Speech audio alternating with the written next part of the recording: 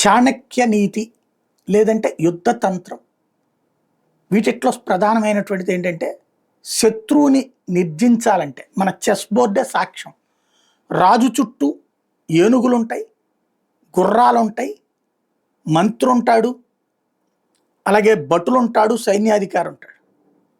వీళ్ళందరినీ దెబ్బతీస్తా వస్తుంది అవతల ఉన్నటువంటి వర్గం. ఫైనల్గా రాజుకి చెక్ పెడతాయి.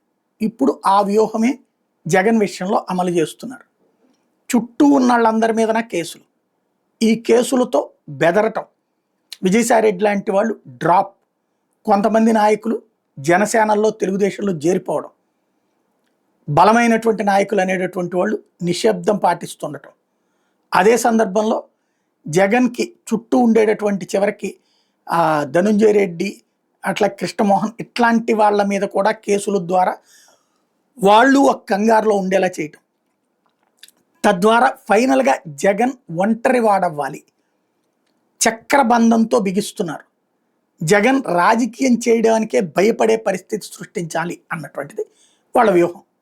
ఇది రెండు కోణాలు. ఒకటి, జగన్కి చేత కాకపోతే నిజంగానే పక్కకెళ్ళిపోయి కూర్చుంటాడు.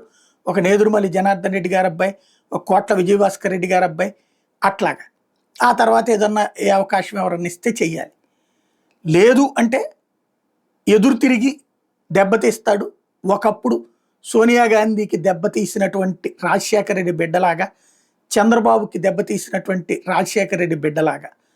అదే సందర్భంలో చంద్రబాబు వ్యూహాల్ని తిప్పికొట్టగలిగినటువంటి శక్తి తనకుందో లేదు నిరూపించుకునేటటువంటి అవకాశం, లేదా తనని తాను ప్రూవ్ చేసుకుని నిలబడాల్సినటువంటి సందర్భం ఇప్పుడు జగన్మోహన్ రెడ్డిది.